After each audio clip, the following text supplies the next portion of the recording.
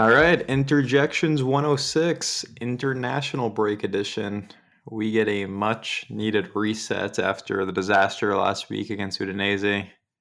But don't you worry, the Interjections content machine just keeps pumping along.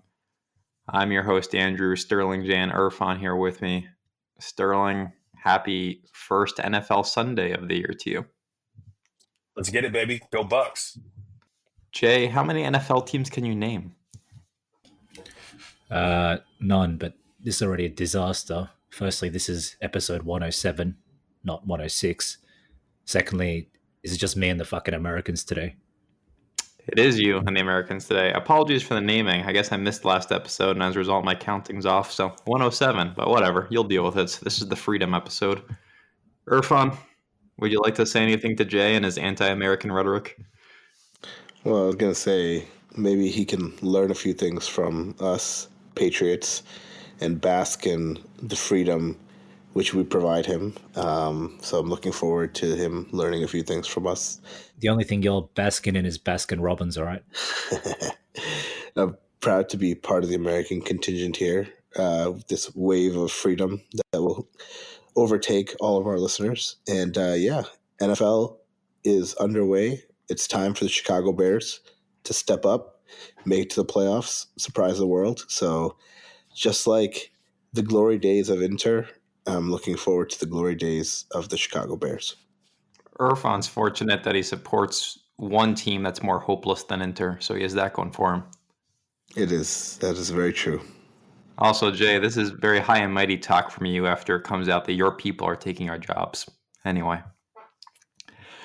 we're gonna preview the derby against Juve, but before we do that, we're gonna spend some time talking about the UCL draw that happened a couple weeks back or a week back. And the draw is less fun these days, right? You used to get 3 opponents. It was you and them, and it was high stakes. Now you get 8 unique opponents, but still, there's stuff we can hit on. So I want to start by talking about what the expectations are for Chivu in his European debut, because despite the stain of the loss to PSG, Inzaghi excelled in this competition relative to the budget he received. So now we enter the Chivu era, and it's basically a foregone conclusion that we're not going to have the same European success that we did under Inzaghi. It's impossible to replicate. But the core of the team is unchanged. We have one of the better teams in the competition, at least on paper. So it's worth talking about what we actually expect this season. When you look at the actual draw itself, there's no arguing we had an easier draw last year than we did this year, especially from pot 1 and pot 2. This year, we get an absolute gauntlet of away to Atletico, home to Liverpool, home to Arsenal, and away to Dortmund. And we're not going to be favored in any of those matches except home to Arsenal, I'm guessing. The pot 3 and pot 4 teams are pretty easy, but still, you start their campaign with away to Ajax. And it's not an easy landing for Chivu, and it's hard to feel good about it when you're sending a brand new manager with what is now like 15 professional games under his belt to square off against Simeone and Kovac away, and asking to head against the reigning English champions. So it's too much to ask him to replicate last season's form in the league phase, which was 6 wins, 1 draw, and a loss. So then you start thinking about, okay, like what can we actually get out of this team in the Champions League this year? So last year it took 11 points to get out of the league phase and into the knockout phase. Remember, the top 24 teams in the competition make it. The top 8 get like a bye, and then teams 9 through 24 have that 2-legged playoff to get into the round of 16. If you wanted to go straight to the round of 16 last year, it was going to take you 16 points. So for me, you're just asking too much of Chivu, especially given this fixture list, to get 16 points from this draw. I'll take any knockout phase qualification, and you pray you don't pull a Milan, you don't pull a Juventus, and you manage to sneak into the round of 16. The question I'll ask you, Sterling, is if Chivu simply makes it to the the first round after the league phase, the qualifying round, and gets knocked out. Is that enough for you in his European debut? It'll honestly depend on who we play. I think that what we saw last year was that, obviously the eventual winner, PSG, they also came through that knockout phase as well. A lot of teams do. I mean, only 8 get to go through with the automatic bye. So there are going to be some really good teams that fall into that second rung where they're going to have to play that, I guess 32, that round of 32 knockout game. And yeah, if we play a big team and we lose, I don't think that I'll really have any gripe against Kivu, especially in his first season. And we have to be honest, none of this stuff happens in a vacuum, right? I think it'll also depend on how we feel about how the league is going as well. I think if he's performing wellish in the league and we're comfortably in a top 4 spot, because really, I think with the talent in this team, we should really be competing for first or second. So if he's at least meeting expectations in the league and we happen to get knocked out in that initial knockout round because we're playing a really good team. I mean, anybody could fall to you, right? You could easily be playing a Barcelona that early in the competition. So if it's something like that, I think that we'll be okay with it. However, if it's a situation where, we're playing a team that we feel like we should be comfortably taken care of and we get upset, then obviously that's going to leave a massive taste, a bad taste in your mouth, right? Because one thing about Inzaghi was that he always took care of the teams that he was supposed to take care of in the Champions League, which historically has been an issue for this club. We historically have made every game difficult, seemingly at the Champions League level, no matter who the opponent was. And with Inzaghi, that just was never a concern. We regularly beat the teams that we were better than, and then we would obviously punch above our weight and give games or beat teams that had more talent than us. So I think as long as we are feeling like we're playing on par with our talent level, if we get knocked out, not gonna blame Kivu. Such a young coach, and really, we just don't know how he's gonna handle these big games. We obviously have Juventus coming up. We'll talk about that later on, but it'll be really telling this week when we come back when he has to go from a Juventus game into Ajax away, because that's not an easy fixture, even if Ajax is not the Ajax of old. I'm really looking forward to that game to see how he manages it. So yeah, we'll just have to see. It could definitely be disappointing if we get knocked out early, or it could just be not so bad. Now we get to focus on the league and hopefully we can go and win it. So if you look at the 4 key matches, away Atletico, away Dortmund, home Liverpool, home Arsenal, Jay, how many points does Kivu need to get out of those 4 games for you to think we have something there, for him to show managerial promise to you? I think that's a really tough question to answer because I think inherently you're already gearing yourself towards thinking or predicting what the results will be. And, against these teams with arguably, well, not even arguably, indisputably more experienced coaches with more proven track records, with indisputably more enormous transfer budgets than us. And, you'd expect, therefore, greater quality than us. I mean, what can you really expect? So, what does Kivu have to attain against these sides to demonstrate prowess? Like, honestly, if you can avoid losing all 4, maybe snatch 1 win, maybe 2, I think that would be respectable. Are we playing Liverpool, did you say? Yep, Liverpool at home. Yeah, exactly. Didn't these fucking motherfuckers spend like 130 on Isak and like 100 on Verts and then like another 70 on that? They spent almost 500 in the window, and they would Yeah, have basically spent 500 if Gahey's transfer would have went through in the last hour, but Crystal Palace couldn't find a replacement.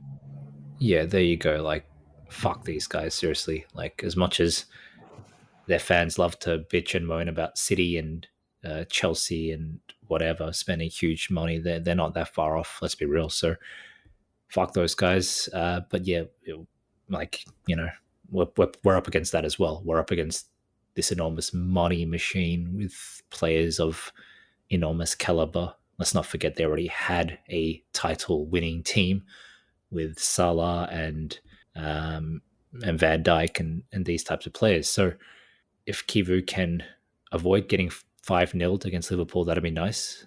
If we can avoid losing against fucking Arsenal of all teams, that'd be nice. And I can't remember who the other two were. Atletico, was it? And Ajax. Like, we should beat Dortmund. Ajax. Dortmund and who?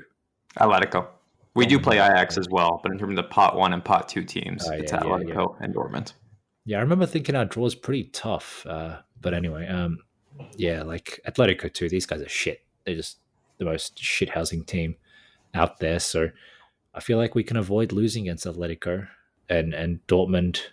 Yeah, another team that has the potential to be pesky in the Champions League, but a team that we should beat as well. So, at the risk of being super negative, if we can win one game, I'd be pleasantly surprised. If we can win two, I'd be very happy. And then we could lose the other two for all I care, because I don't think avoiding loss in all 4 games is realistic. If you win one game, you're putting yourself on track to make the knockout to the Champions League. If you win 2, you're going to be looking at a scenario where you're playing for that path to the round of 16 directly. So it sounds like not much of a difference, but it actually is a fine margin. If you can get away with only losing 2 of those, it's not out of the realm of possibility. You're winning your other, 4 matches against lesser opponents, and you're sitting pretty. So it's a big difference winning 1 or winning 2 of those matches. Irfan, as you think about this Champions League campaign, put Chivu and his inexperience aside for a second. What's your biggest non-managerial concern about this campaign? I think the squad depth still worries me a little bit. I mean, I know we made some signings, and all the signings we basically made were straight, like depth signings, but the fixture congestion and the fatigue element definitely worries me, because we saw last year when Napoli didn't have to do anything and didn't have to play those midweek games, it definitely helped them. And I think we're going to have the similar concern, because I just feel like our players are like already sort of look fatigued in some ways. And part of that might have just been initial conditioning. And once the season really kicks off, they'll be better. But with the Champions League, I always just worry about those midweek fixtures, and then, pushing the match we play next to like a Sunday, and then what happens when we play, and, rotation, and how Chivu's going to handle rotation. This is one area where I think Chivu might be able to do a better job. Like, he might be a surprisingly fresh breath of air when it comes to squad management and squad rotation, because I think Inzaghi, a lot of us felt like Inzaghi wasn't doing a great job of that. I'm also very curious to see how much Chivu prioritizes league performance versus Champions League performance, or like just Copa performance in general, because I think we also had some complaints about Inzaghi and kind of leaning too much into some of these Copas and kind of playing it a little fast and loose with respect to the league. So it's going to be interesting to see where he shakes up on that balance. So I think that's one big, pretty unknown. And then in terms of the opponents, like, the only thing that strikes me as a little odd is our schedule is like very heavily sort of backloaded, like in terms of difficultness. Like, I think our first 3 or 4 fixtures in the Champions League are all against, the lower pot teams. And then all of a sudden we have this like run of Champions League matches that are all against, the harder teams, and from pot 1 and pot 2. So it'll be interesting to see where we are as a team by the time we play those. Like, maybe that's better, or maybe that's worse. Don't know. Like, maybe the team has kind of settled and found some comfort with Chivu, and they're in a better place than they are right now. Or, things are imploding left and right, and then we're having to face Arsenal and Liverpool and Dortmund and all of that fun stuff while the team is in full crisis mode. So it'll be interesting to see kind of where everything shakes out. This will be one of the more sort of unknowns when it comes to the Champions League that we've had in many years. So I'm excited to sort of see how it all plays out. Yeah, that's a good point. It's a very front-loaded or back-loaded schedule. Basically, you play the pot 3 and pot 4 teams first. You get them out of the way, and then you go and you play these tougher opponents. So if you want to have momentum, if you want to start well heading into the tougher part of the schedule, you need to perform well against these lower-ranking teams. If we're struggling, if we go to Ajax and we draw and then we drop points to Slavia Praha or whatever, Kyiv was going to be on the hot seat by that point of the season, I'd imagine. So it's sort of do or die early in the competition. I will say, like, as I think about the Champions League as a whole, I used to think that, oh man, like we need to go far in this competition. We need to earn money. We need the Champions League revenues to keep this team afloat. But then just seeing how little we did with the Champions League revenue 1 year later, it does make you feel sort of like, what's the point? Does going far in the Champions League prevent us from making a major sale? Is that what we're playing for? Aside from, like, obviously the sporting, like the pride of like beating Barcelona, the sporting pride of Bayern Munich, but it just hurts knowing that, hey, even if you make the quarterfinals again, it's not like you're going to be going out and buying someone like Verts or just buying an impact starter under Oak Tree.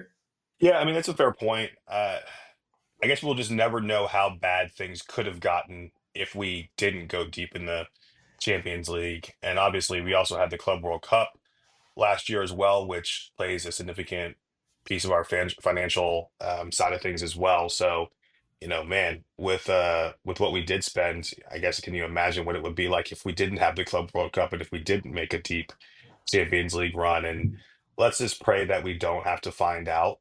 Let's hope that we can at least keep a steady ship and go to the knockout rounds this year and hopefully qualify for Champions League next year via the league, because God, I can't imagine what a scenario would look like if we somehow finish fifth or worse this year. Because we're not going to be back in the champion. We're not winning it. So we would be out, and that would destroy us financially. And I think we might see a mass exodus if that were to happen. So uh, again, I'd be very happy this year with us happily qualifying for the Champions League smoothly, not having to wait to the last day or anything like that. And then us just going into the round of 16. I think that that would be a fine first season for Cuba.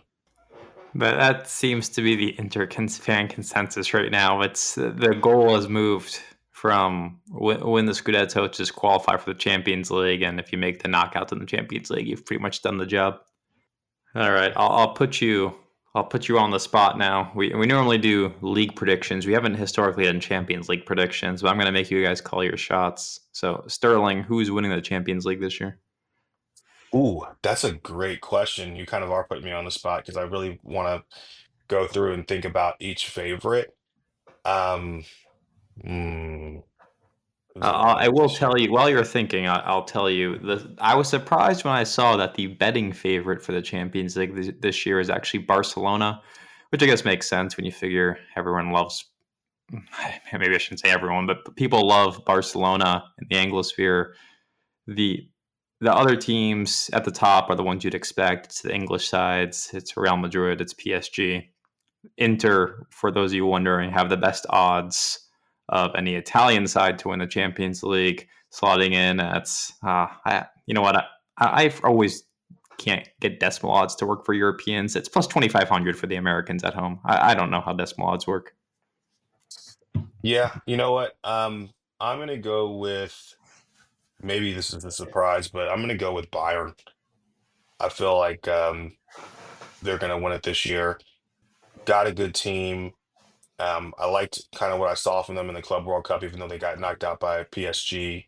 I feel like PSG is just not going to repeat, and I think that that Bayern will go deep, and they've got experience at the top end of the competition, and so they're going to sneak in there. I don't see Barcelona winning it. I think they still got too much weakness in the back, and I think more and more teams are going to figure out that high line as they play them. I think last year was probably their year to do it. So I think that they're going to take a step back this year. Real Madrid, for me, first season under Xabi Alonso, they've still got questions. Um, Kind of a young team, also. Obviously, a lot of talent there, but don't think that they're ready to win it. Manchester City seems to be more of a mess than anything else. With Liverpool, I would say their defense still scares me. So they could easily get caught out. I don't like their right back situation. Obviously, Trent Alexander-Arnold went to Real Madrid. They brought in Frimpong. I, I think he's a little bit weak, so they have to play Szoboszlai there when he's out as well. I don't love that situation. Um, and then Arsenal actually I think, be a really surprising team. I guess it shouldn't be surprising because they were semifinalists last year, but I could easily see them going to a final just because of the way that they're constructed. They're so solid defensively. They look like shit going forward, but in the Champions League, the games are more open. So I think that they could be pretty effective there as well. I could see them making a deep run. Jay, I know you're going to pick Arsenal to win it all, but I'll let you give your reasoning. What more reasoning do you need? Arteta is obviously a tactical genius, and I think Arsenal are arguably a bigger club than Inter for sure. Oh, God. This guy. At least according to Ty from AFTV. But no, all jokes aside, yeah, it'll be Arsenal. This is going to be a fucking disgusting year of football. Arsenal, Milan, these kinds of teams are going to go far, and it's just going to be a horrendous year for Inter. So that's the only reason. This is why Interjections is your number one English language inter podcast in times of a crisis. Who else will tell you about how awful this year is going to be? Or fun Champions League prediction, please. Well, I mean, with the greatest talent American football has seen in decades, and the Portuguese magician parading up and down the wing, I think it's hard to root against Milan winning the Champions League. I don't know why we are overlooking Milan going all the way, at least to the semifinals, maybe even to the finals. Oh, wait, never mind. They're not even in the Champions League. So let's go with, I think it's going to be Liverpool, guys. I take Sterling's point about their defense and just like, a few holes that team has, or just a little unknowns, I think, rather than holes. But it's just such a solid team. And the way that attack and that midfield is constructed, I can't imagine that they're going to struggle a lot in any capacity, in any match, really, once they get going. And, they won the league last year. And I think they have much broader ambitions now. Like the amount of investment that has been made in that club, both on the depth side and the starting side, is frankly just crazy. And I think Real Madrid are still maybe a year or two away with the new manager and just kind of figuring out where all their pieces fit.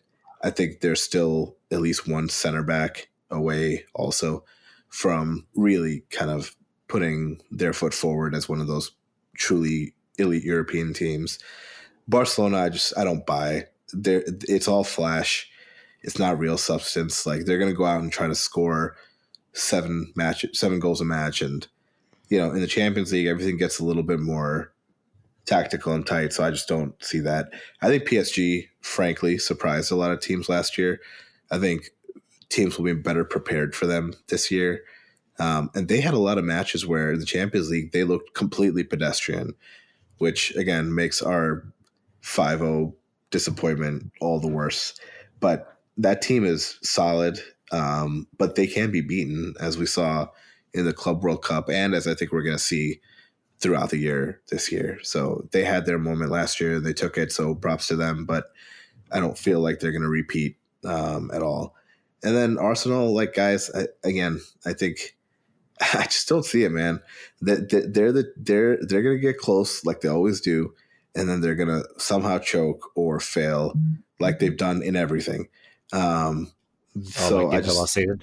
Yeah, I was actually just going to say they're like the Inter or the EPL, and I don't see them making it to the final or winning the final either. So I'm going to de facto give it to Liverpool. I think Bayern's a nice shout, but I think they just don't have enough anymore. Like if you look at the way they've invested also into the squad, like they've been very different than the way they've been over the last decade or so. Like, seems like some of that money has dried up for them too in terms of their spending. So, they have a bunch of players and a bunch of them are getting older. They still have some very key players that they were missing down the stretch last year in the Champions League, like Musiala, who I think, gives them the ability to move into the kind of upper echelon of teams. But still, I don't particularly trust that defense. I think that they can be had as well. So I'm going to give it to Liverpool as the Champions League champion, only because mighty Milan, of course, is miraculously not in the Champions League this year somehow. You don't want to back Conte to go on a Champions League run for the first time in his career? Absolutely not. I can see Conte just kind of fumbling the Champions League again on purpose just to win the league despite us, because that's what he does. He's a one-trick pony, but he's very good at that trick. So I don't know. No, I'm not picking Napoli to go deep into the Champions League at all. I wouldn't be surprised if they don't even make it into the round of 16. I'll go, I guess, off the board with this one. I've realized that I am a bigger prisoner of the moment than I hoped. It came to me after our loss against Udinese, where I had just decided the previous week before the Torino match that we were going to win the Scudetto. And then I saw us lose to Udinese. I'm like, this team's going to miss the Champions League. And at that point, I realized I just ride the wave of emotions. So I'm going to ride that wave of emotions one more time and pick Chelsea to win the Champions League. I don't think Chelsea is the best team in the Champions League, but somehow, some way, these guys have two options. It is they qualify for the Champions League and they win it, or they miss the competition entirely. I don't know how these guys do it. They have more ratty, I don't want to say undeserved, but inexplicable trophies than any side I've ever seen. So somehow Chelsea are going to fumble their way into the final, and they're going to probably pit PSG 2-0 again. Masterclass from Cole Palmer. Of course. The legend himself. They Cole also Palmer's have a better footballer than any player, and I'm not even remotely Okay, kidding. all right, come on. I really don't want to go down Like the Cole Palmer all path. memes aside, the fact that he's got 43 IQ.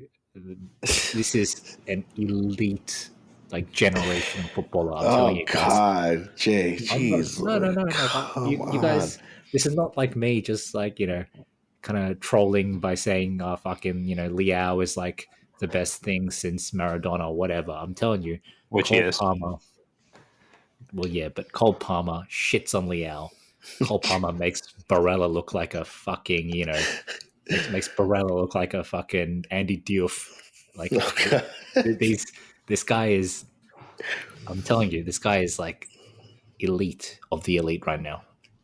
Jay's just jealous because Cole Palmer is in a beautiful, organic, lovely relationship that he's also seeking in his own life. I think that's where the jealousy comes from, Irfan. I think that's right. That's the only explanation, really.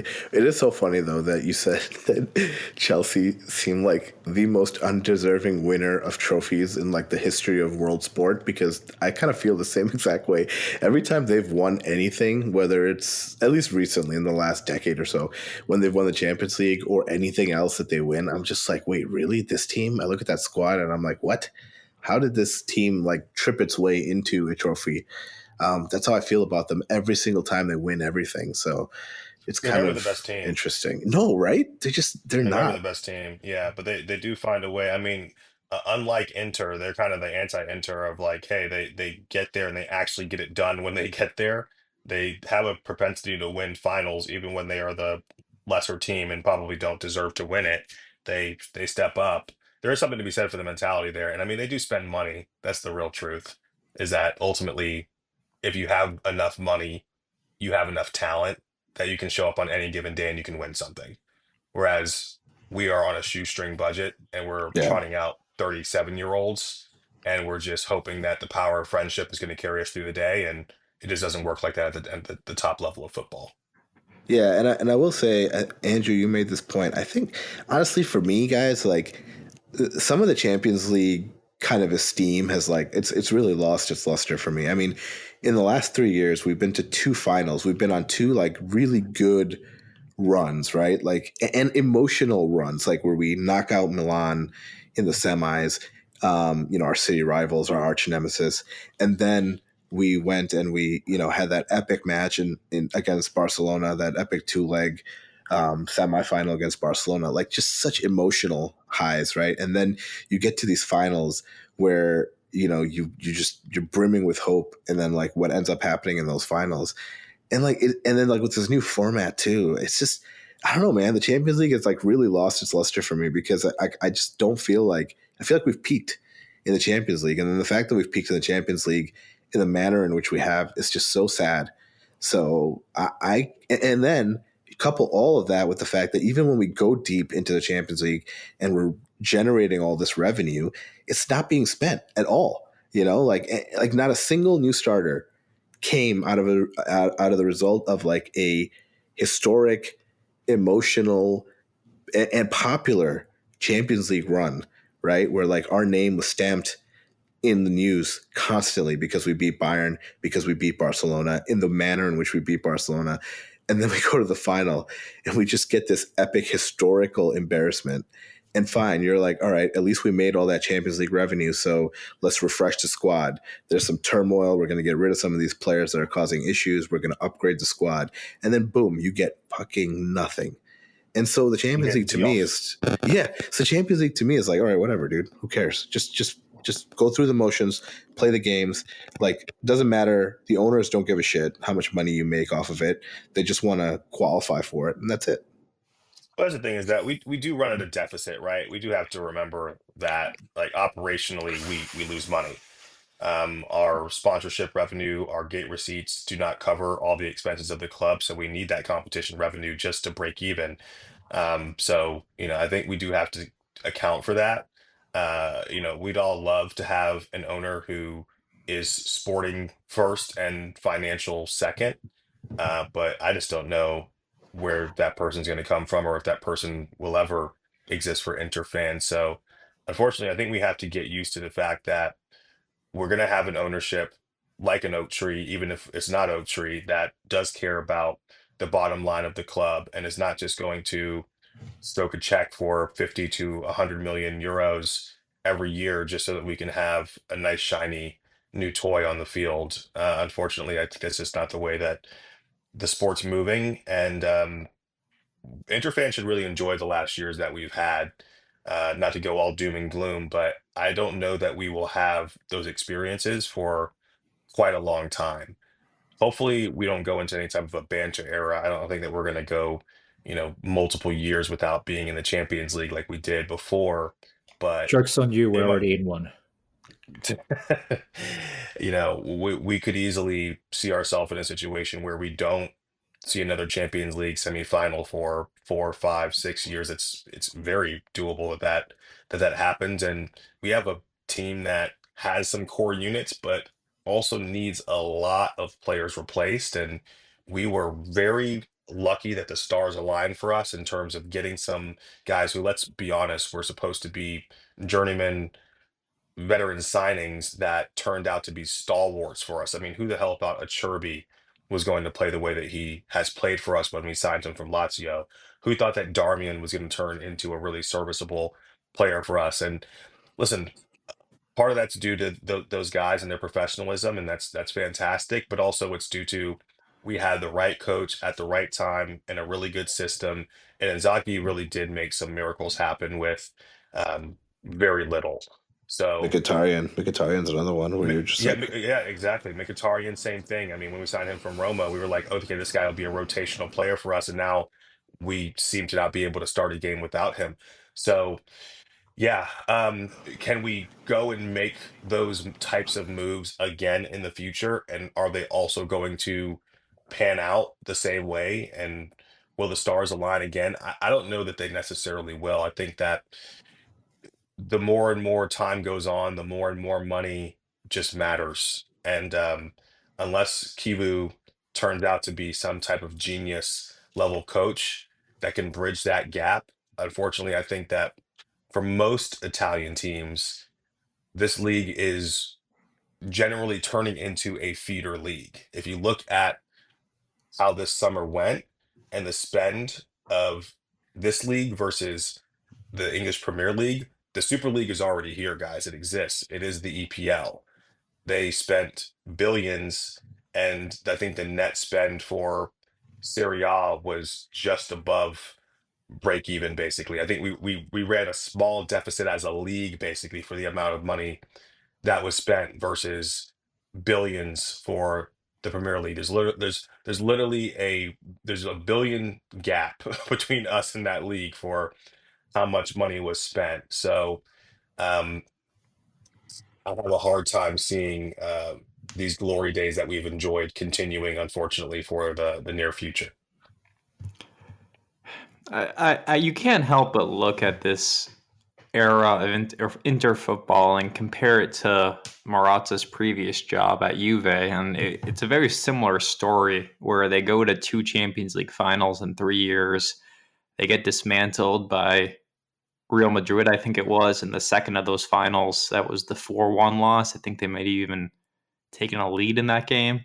And then you just think about think about how they responded to that versus how we have responded to that. And I'm not saying either of these was a good solution. I believe Juve rushed out and spent 100 million on Ronaldo, and that was their response. Whereas we're taking this, more economical approach of buying these cheaper, younger players. And Ronaldo did not work out for Juve. Of course, they won a couple more Scudetti after he arrived, but the transfer was more or less a disaster. They were desperate to get rid of him. We're signing these guys who are all complete unknowns relative to the complete icon that Ronaldo is. And it makes you wonder, like Sterling was saying, like, do Italian teams even stand a chance? Because no matter what we do, there just isn't a good answer that can compete against these other European heavyweights. At the end of the day, every time a Champions League match is on, I'm watching it. I'm tuned in. I still believe we have the ability to beat most of these sides.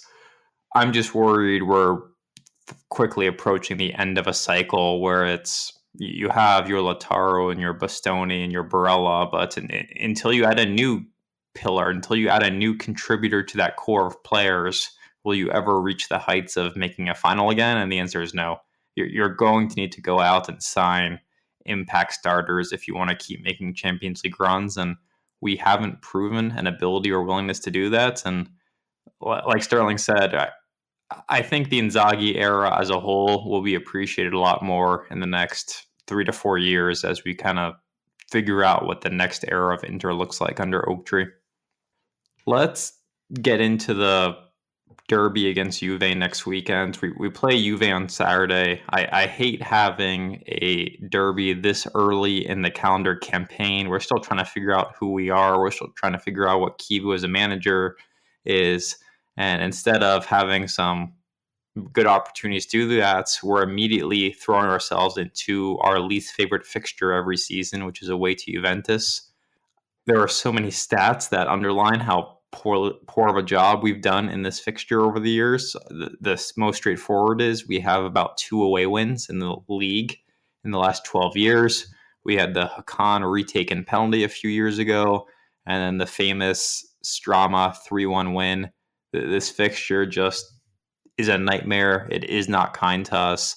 And now we throw Chivu in the hopper in a situation where we feel like we need points, especially off an Udinese loss. And this Juve team suddenly looks rejuvenated. They have 2 wins to start their campaign, one against Parma at home, one against Genoa away. I did watch a condensed version of their away match against Genoa. And to borrow a word from Irfan's vernacular, it was a cagey 1-0 win where they did what they had to do. Genoa definitely had chances in the game, but the reason I'm not optimistic for us is because those chances were on the counter. They were hurting Juve with pace. Juve does not have the quickest back line. We all agree Bremer is a fantastic defender. It's not like he's a particularly fast player, though, especially coming off the major knee injury. Then you have Lloyd Kelly and I think it's Kalulu as their other center backs. It's not a particularly fast back line. It makes me wonder if Boni or Luis Enrique are going to be able to play a meaningful role in this match. But for me, when I think about all the things that go wrong every time we play Juve, I have to talk about our defense and I have to talk about Juve's attack because this Juve attack is tricky, and these guys have been giving us problems the past couple of years. I can't remember the last time I watched this play Juve, and Yildiz did not have a great game. He just has dominated us in recent years. Conceição gave us a ton of problems last season. I don't know who's going to start at striker for Juve. It's either going to be Jonathan David or Vlahovic, but both are in form to start the season. Vlahovic has 2 goals in 2 games. Jonathan David scored in his first game. So we're going to be putting a lot on Acerbi with that. I'm confident Acerbi is going to be able to handle either of them, but I'm much more concerned about the supporting strikers. They play the 3-4-3, the 3-4-2-1 that Chivu was talking about switching to. And if you want the argument for why we're not capable of playing that formation, look at the players Juve have for that role. Compare that to what we have in the squad, and we just don't have the kind of dynamic athletes you need for those roles. But anyway, if Chivu wins this match, I will be stunned just because we have always had so many problems going to Juve. But my entire outlook for the season will change if we manage to get a win here. Realistically, the best I'm hoping for is a draw. Just get out of there with a point, do the job against what is just a difficult opponent, and save the day. I'm worried that if you lose here, the season's going to start to unravel on us a little bit. So I don't know, Irfan, how are you feeling heading into this Juve game? Very pessimistic. For all the reasons that you said. I don't see the fire in this squad. I just don't see it, and I think that Juve have more difference makers right now in form than we do, and the fact that they're playing at home, and the fact that we always seem to struggle after an international break, and that's assuming that all of our players that are on national team duty right now come back healthy. I'm still exceedingly pessimistic about this fixture. I don't see us doing particularly well, and I'm gonna say we're gonna lose 2-1, and I don't think it'll be a particularly close 2-1, to be honest. So as much as I hate to say it and be that guy, I think we're gonna lose this match. All right, well, staying on brand with the optimism. I think I feel a lot better about this match if we didn't force our best one-on-one defender to Marseille in the final hour of the transfer market, and then leave us with a guy who I think is a quality defender. I don't think Akanji's a poor signing by any means. I would have loved it if we were signing him without also moving on Pavard, but it is what it is. I think that like for like as a right center back, he can get the job done for us. But the problem is that he was here for a cup of coffee and then he went on international break with Switzerland. So now you're in a situation where you probably have to start Bisek in this game, or I guess you could potentially start Darmian as well. But I think in reality, you probably are starting Bisek in this game. And listen, I don't really need to harp on Bisek anymore. I think I've made it pretty clear how I feel about this guy, but that's really concerning for me. Yildiz against Bisek is not a matchup that I like. And like you said, Yildiz has been very good against us. Xiao has been very good against us. And honestly, Vlahovic hasn't been bad against us either. So they have 3 attackers who have very good vibes playing against Inter, and an Inter that has looked a little fragile to start this season, or I should say, inconsistent at worst, right? So it's tough to see us getting a win here. I think a draw though is still very possible. I think it's one of those early season big matches where neither team really wants to give anything up. So I could see this being a really tight, cagey match that either ends 0-0 or 1-1. So I'll go with my prediction to be a draw for this game. And to be honest, I probably would sign for that if you offer it right now, just to kind of stop the bleeding, and then hopefully we can pick up points against Ajax and kind of start to right the ship. Um, can't rule out that we pull up and surprise, just because of Pazza Inter and the fact that, you know, uh, when the chips are down and there seems to be a little bit, I guess, less pressure in a way in terms of maybe people aren't expecting us to go win at that arena. That is sometimes when we tend to show up and surprise, and who knows, maybe Kivu will surprise us. But I think in reality, a draw would be a pretty decent result, and I would certainly take that. Anything you'd like to add, Jay? Yeah, no, this is a guaranteed loss. I always say this, but Juve is Inter's daddy, and this is not a good daddy that takes care of their kids and, you know, nurtures their child through the joys of childhood. This is a daddy that beats the fuck out of their kids and leaves them broken with generational trauma. And the kid, no matter how much he works out and becomes a big muscular man, he still turns into a bitch when daddy walks into the room. That's the historical dynamic between Juventus and Inter, and that's the exact dynamic we're going to see next week. So Juve, I'm giving it 2-0 to Juve. Juve will score first, and then the game will kind of settle, and Inter will mount a, token half-hearted comeback, maybe even muster 1 or 2 shots on target, which will be aimed directly down Di Gregorio's throat by Lautaro. After those spurned chances, I'm sure Juventus will score a second to kill off the game. And that will make it 5 losses in the first 6 games for Chivu, because I'm expecting we lose against Ajax, Sassuolo, and Cagliari as well. I mean, we do have to talk about what this would mean if we get pretty comfortably beaten. You know, if we walk away with like a 2-0 or worse loss from this situation, the pressure on Kiwi is going to be immense already. Yeah. That Udinese game really put us in a precarious situation going into this. Yeah, that was supposed to be a freebie. That was supposed to be a freebie win, and then we kind of fucked it royally. And now we're already on the back foot.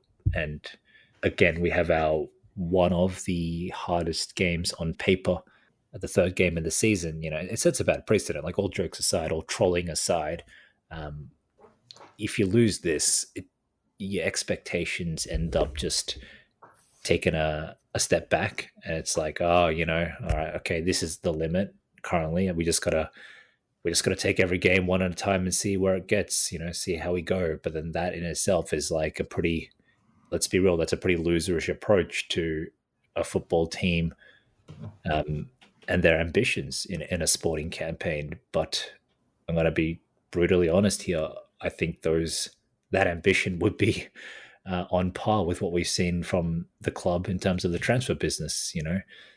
Our transfer business was kind of this weird middle ground of like overpaying for unproven youngish talents who are not quite notorious enough to get you hyped either. You're not paying 40 million for Mastantuono. You're not paying big money for the Leones, who in fairness might as well flop, who might flop as well. But you're paying under that money, obviously, but still pretty sizable sums for demonstrably lower grade, quote unquote, talent. 25 for Luis Enrique, 20 for Andy Diouf. Are you fucking kidding me? 15 for Joseph Martinez, 7 for Thomas Palacios. Sneaky one, by the way. He's still at the fucking club, guys. we we made sure to spend the time and effort to get rid of Pavard, to go through great extents to get rid of Pavard, but we couldn't spend the time required to get rid of fucking Palacios. So, yeah. Yeah, we wanted to send this guy to Brazil with no buyback clause, and all of a sudden now he's being reintegrated into the squad. He has potential. It's like a guy who was not good enough. A guy who was not good enough to even rotate for like 20th place Monza is gonna start here. So, but he's got 0 preseason minutes, 0 preseason. But now we were trying to sell this guy anywhere. Like, we were willing to sell him to Switzerland. We were talking about selling him to Greece, Brazil, like Sterling said. We were just looking for somebody to take him. And now I have to listen to Inter fans talk about the plan to integrate him into the squad. He's our Linz, like a new signing. I will say, though, somewhere in the snowy fields of Finland or the clubs of Ibiza, Miko is probably seething right now. I could just hear his voice being like, come on, guys. One of those deep, raspy, come on, guys, about this negativity. But honestly, we have lost to much shittier versions of Juventus who have been in much worse form and in their full crisis mode, and yet we would go into Turin and just get spanked. So it's really hard to be optimistic about this fixture with the current state of the club. So I don't know. Even Miko, I think, if he was here, might be feeling the same way. Yeah, there's something just like, if it always feels like no matter what situation the clubs are going through respectively, no matter who's uh, on good form in terms of like the last 5 to 10 games, no matter who's in the ascendancy in that era, of 1 to 2 to 3, 5 years, whatever, no matter what the dynamic and the changes are in those situations, it always feels like Juve is just up for it and we're not. And that's arguably the most disappointing thing for me. I feel like the one time we were up for it was when we beat them 2-0 under Conte, and we could have beat them like 4-0 or 5-0, but Lautaro's shit, and so is Lukaku.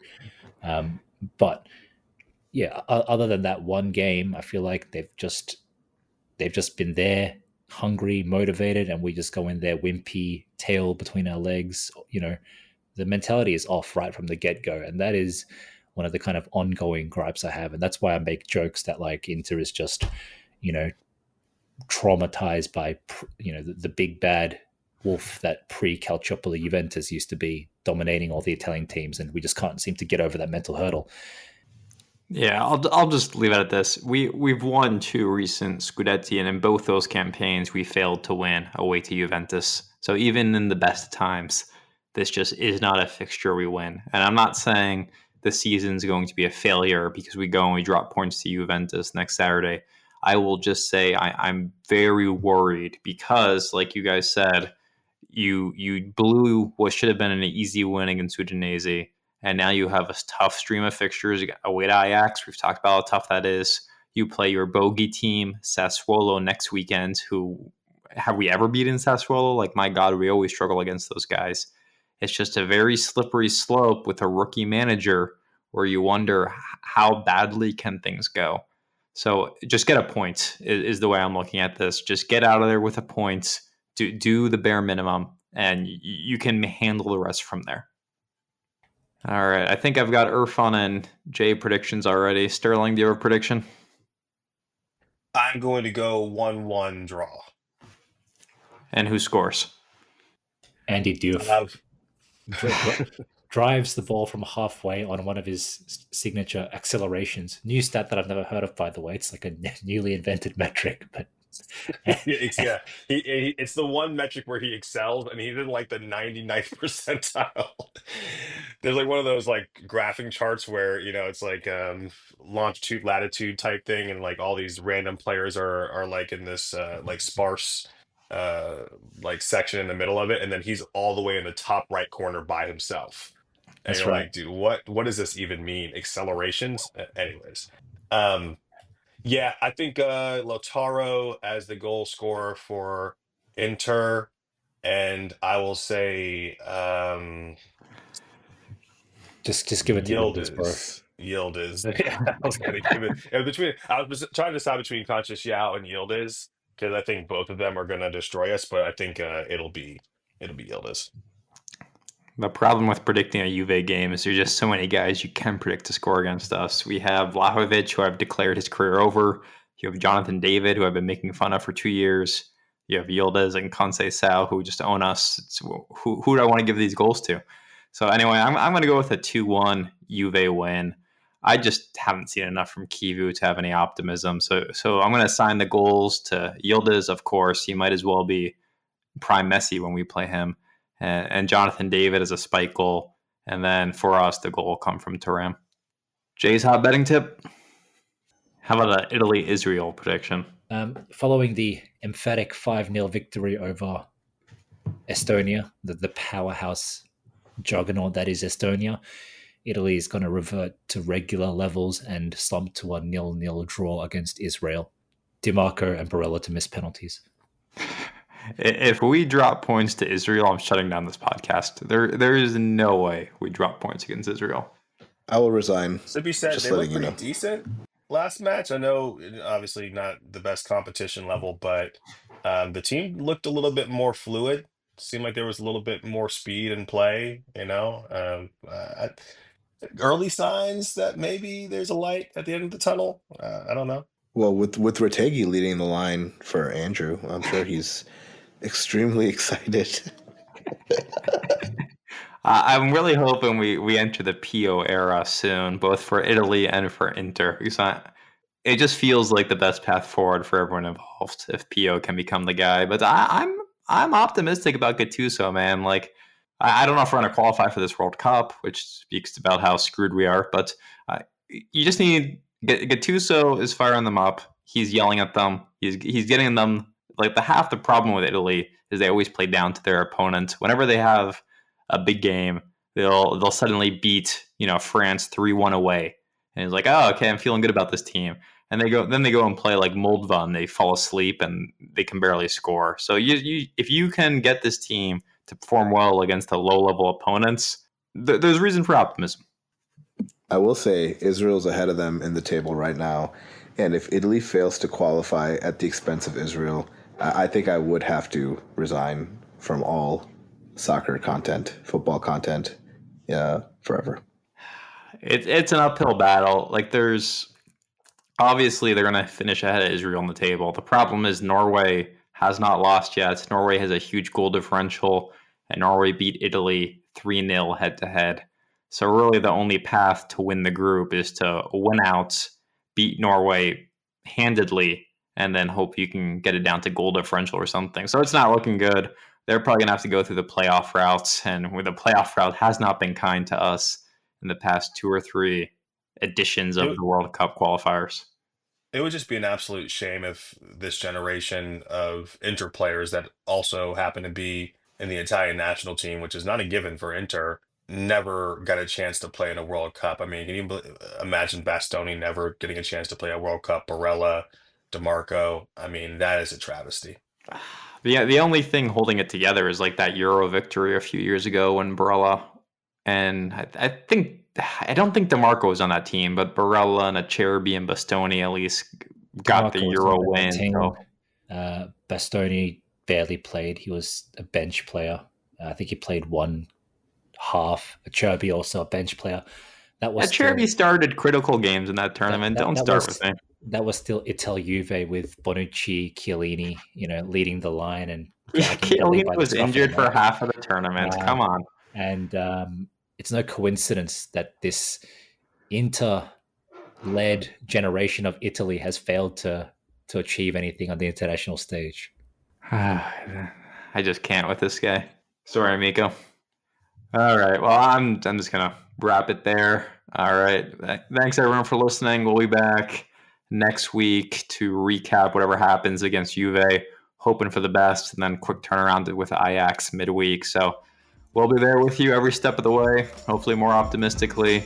Irfan, I'll let you do the honor. Where's Inter? That's right. Catch you all next week.